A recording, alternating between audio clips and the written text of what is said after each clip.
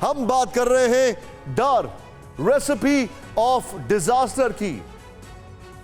आज हम आपको सबसे पहले बताने जा रहे हैं उन फियर जोन्स के बारे में जिससे पूरी दुनिया परेशान है, दहशत में है और हर कोई यह सोचने पर मजबूर है कि आखिर कब, कहां और कैसे यहां पर एक फ्लैश पॉइंट बन सकता है।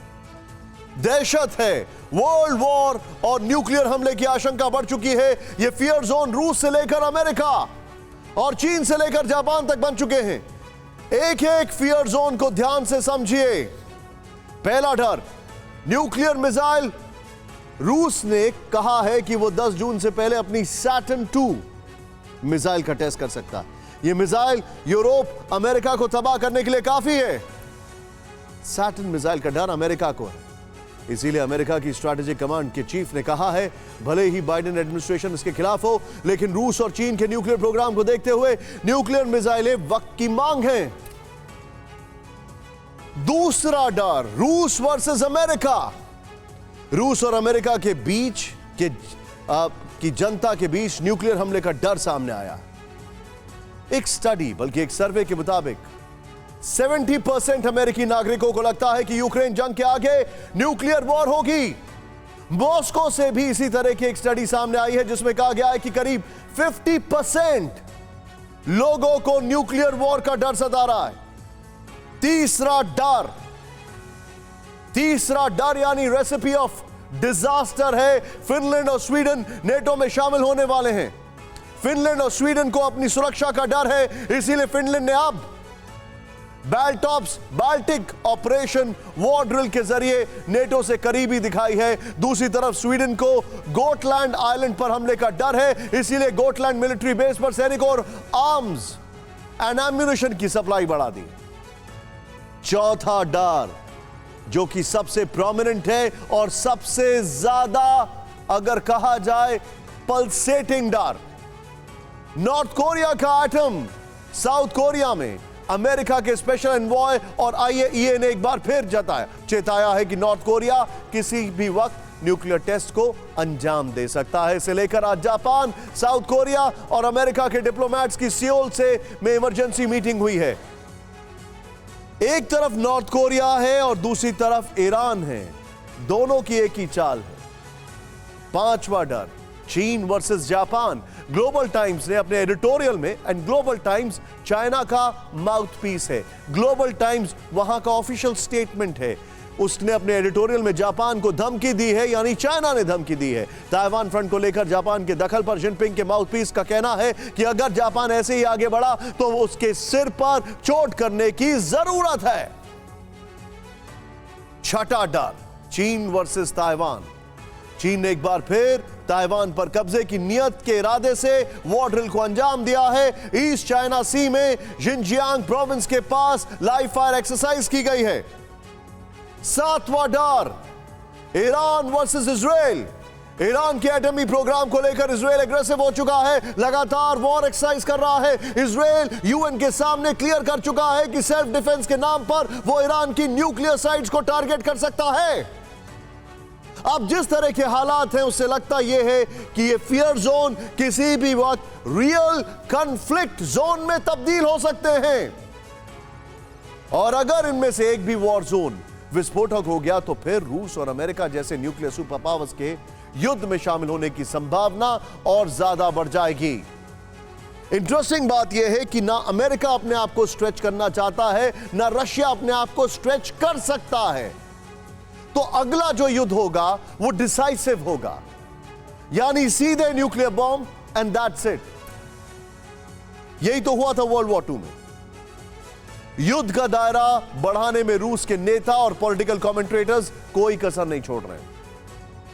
क्या कह रहे हैं और क्यों कह रहे हैं, आइए देखिए।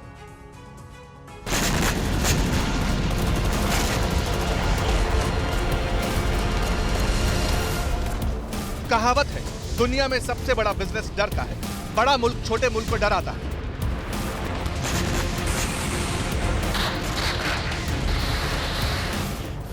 मगर यूक्रेन रूस से डरा नहीं तो रूस ने हमला बोल दिया। जंग जारी है, लेकिन विनाश का दायरा बढ़ने के आसार दिख रहे हैं। रूस लगातार न्यूक्लियर जंग की धमकी दे रहा है। अपनी मिसाइलों से दुनिया को डरा रहा है।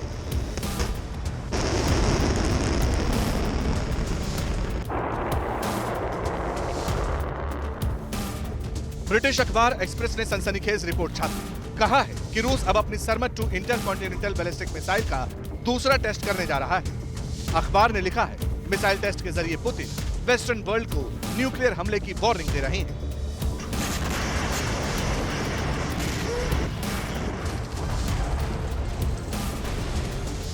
रिपोर्ट कहती है कि सरमत 2 मिसाइल का टेस्ट कामचटका इलाके के पास कुरा मिसाइल टेस्ट रेंज से किया जाएगा। यह इलाका इसलिए चुना गया क्योंकि इसका एरिया इंग्लैंड से भी बड़ा है, यानी इंग्लैंड को मैसेज देने वाला ये मिसाइल टेस्ट है। कामचटका के लोगों को इमरजेंसी प्रिकॉशन लेने के लिए एडवाइजरी जारी कर दी गई है। टूरिस्ट और आम नागरिकों से कहा गया है कि 10 जून तक मिसाइल टेस्ट किया जा सकता है।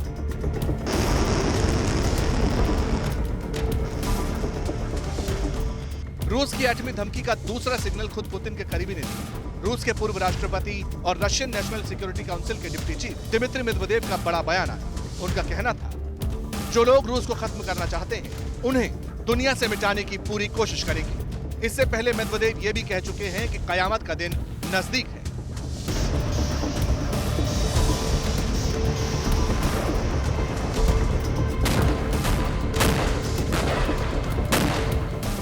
अगर बात न्यूक्लियर फियर और धमकियों की और उसमें रूस की सरकारी मीडिया के टीवी प्रेजेंटर्स का नाम सामने न आए, उनके बयान हेडलाइन न बने, ऐसा कैसे हो सकता है?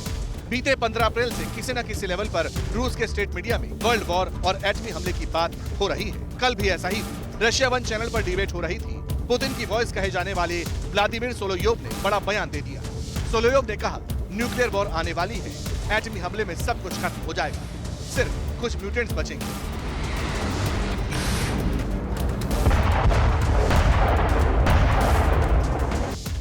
अगर इसी तरह से सब कुछ आगे बढ़ता रहा तो फिर कुछ म्यूटेंट्स को छोड़कर कुछ नहीं बचेगा। एक बहुत बड़े एटमी हमले में सब कुछ बर्बाद हो जाएगा। जिस वक्त दुनिया को बर्बाद करने वाली बातें हो रही थी, उसी दौरान टीवी पर ठहाके लगाए जा रहे थे। हंस हंस कर डूम्सडे का प्लान बताया जा रहा था। नाटो ने फैसला कर लिया है कि वो हमारे बॉर्डर पर कोई भी हथियार रख सकता है, क्योंकि वो बहुत ज्यादा अमेरिकी हथियार यूक्रेन में भेज रहा है। यूक्रेन इन हथियारों का इस्तेमाल करेगा और हमारे एटमी पावर प्लांट पर अटैक करेगा। बस फिर रिएक्शन होगा। लेकिन सवाल है, आखिर अब एटम बम की बातें तेजी से क्यों होने लगी है? इसे समझने के लिए अमेरिका, रूस और ब्रिटेन के बीच अदावत की नई टाइमलाइन को गौर से देखना होगा। पहले अमेरिका ने यूक्रेन को लंबी दूरी वाली मिसाइल सिस्टम भेजने का ऐलान किया। अमेरिका के बयान के बाद पुतिन ने रिएक्ट किया। उनका कहना था, अगर लंबी दूरी वाले रॉकेट सिस्टम भेजे तो फिर फ्रेश टारगेट पर अटैक करेंगे। मगर पुतिन की धमकी के बावजूद ब्रिटेन ने भी यूक्रेन को एडवांस रॉकेट सिस्टम भेजने का ऐलान कर दिया। इसके बाद रूस ने फिर रिएक्ट किया। विदेश मंत्री सर्गेई लाव्रोव ने कह दिया, अगर लंबी दूरी की मिसाइल सिस्टम से टारगेट किया तो फिर रूस का टारगेट भी और आगे शिफ्ट हो जाएगा। इसका मतलब रूस ने मन बना लिया है, फाइनल राउंड की तैयारी है। मिसाइल का डर दिखाकर बार बार अमेरिका और ब्रिटेन पर हमले की बातें हो रही हैं। लेकिन सबसे बड़ा सवाल ये है कि इस बार न्यूक्लियर बम वाली सीमा रेखा को पहले कौन पार करेगा?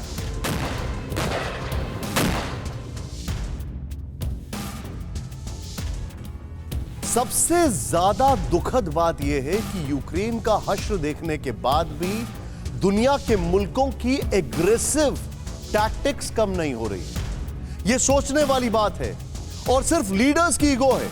वहां पर ज़ेलेंस्की की ईगो थी, फिर पुतिन की ईगो थी, यहां पर किम जोंग की ईगो है, और फिर वहां पर ईरान के नेताओं की ईगो है, और उधर नेफ्ताली बेनेट की ईगो है।